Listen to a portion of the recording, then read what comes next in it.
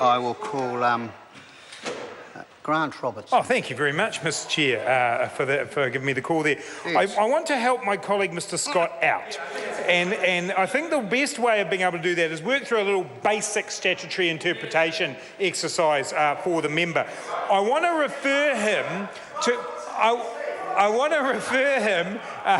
thank you very much. That sounds like a good name for a TV program. I think we might do that. Reality TV. Clause 6 of the bill talks about Section 59 being amended. And what's really important is what Section 59 of the Act currently does. No controlling interest. It says that the guardians of the fund can have no controlling interest. That's the whole thing we've been discussing tonight, about the fact that the fund, when it was established, allowed for this complete arm's-length relationship. The guardians were there to have the overall control of the fund, and what a good job they've done of that. But if we look at what Clause 6 is, it's a new Section 5A, and it reads, this section does not apply to a fund investment vehicle referred to in Section 59A. So it is changing things, Mr. Scott. That's the point of the law. Why would the law be proposed if we weren't changing anything? That's what, well, it could be. It wouldn't be a big surprise if the National Party came here to waste our time on a piece of legislation, but actually this one clearly says it doesn't. And then Section 59A goes on to establish the fund investment vehicles and describe what they can do.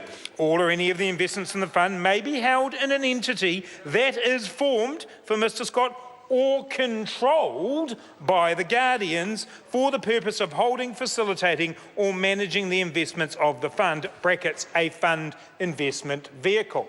So something new is being created here.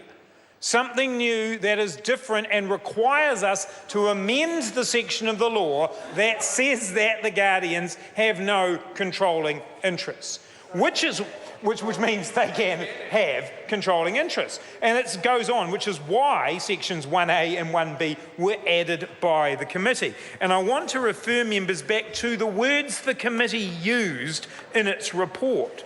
The committee considered these amendments would, quote, provide a suitable balance between allowing the guardians access to new vehicles to invest the fund efficiently and effectively as it grows, and complying with the Act's intentions that the guardians not be involved in the business operations of the entity in which the fund is invested.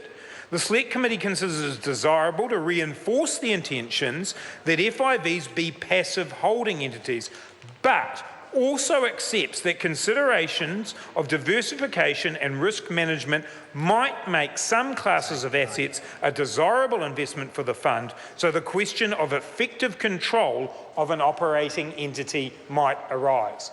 And so to help reassure the member on one count, what's the section 1B of 59A that the Minister is now seeking to remove talks about the Minister of Approval being required for classes of investments or entities, not the specific investments themselves, not the specific entity that might be created, but classes of them.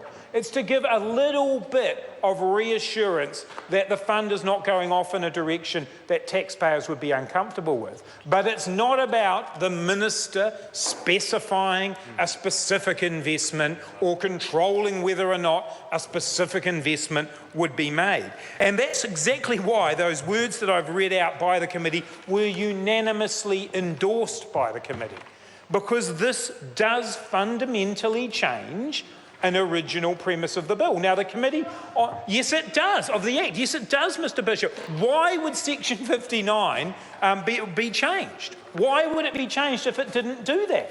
Why would it say this section does not apply to a fund investment vehicle? Because the guardians came to the Select Committee and said this is now a mature fund. This is now a fund which we believe can do more to invest in New Zealand. This is now a fund that could. I think one of the things they said when they first came to us was the possibility to use these fund investment vehicles for investing entities for real property assets, e.g. timber, farming and investment property assets. Sorry, what was that, Mr Bailey? I'm confused. Mr Bailey says I'm confused by this law. Mr Bailey should turn around and ask Alistair Scott whether or not anything changes, because he got up and assured the House that nothing's changing. Nothing's changing here. We should be completely reassured. Well, what's the point then? What's Mr Bailey? Tell us what the point is. I'm calling Clayton Mitchell